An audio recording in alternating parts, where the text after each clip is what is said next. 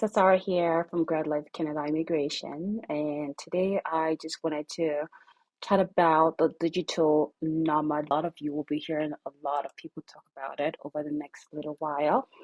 So sometime last year when we had Minister Fraser, he came up with a lot of initiatives to sort of make Canada more attractive to the tech folks, such that Canada can be a destination for a lot of folks in the tech industry. So folks that have jobs outside of Canada and are able to work remotely, such that while they're here in Canada on a visitor visa, they can still continue to do their jobs remotely from anywhere. If you're self-employed and you can sort of run your business remotely without necessarily being in your home country, this is something for you as well.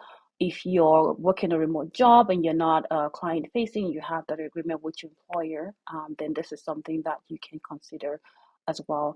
You can also come with your family members. They can either come on visitor visas as well, or if they're looking to work or go to school, they would have to apply for work permits and study permits. And essentially, they still have to meet the basic requirement of all those types of permits as well. Essentially, you will be applying for a visitor visa. And again, you just need to satisfy the visa officer that at the end of the duration of your stay, you will go back to your home country. With that, you can only stay in Canada for up to 6 months at a time. While you're here on a visitor visa, if you found a job that you liked and the employer was willing to hire you, you can potentially apply for a work permit as well. And of course, that will be a closed work permit and it will be a job that the employer potentially has a sort labor market impact assessment for that job, and they can potentially then you can potentially apply for a closed work permit. So it's really important that you have this cleared such that you know what you're allowed to do and what you're not allowed to do.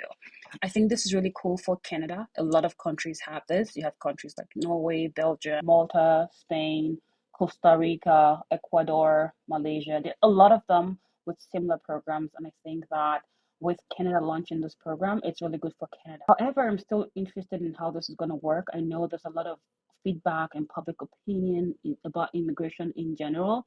And I think that when folks start to come in here and live here and work here while they're not paying taxes to Canada, I'm curious to how this is going to impact the economy in so many ways and also the housing market in particular. Not open to international students coming here and renting homes.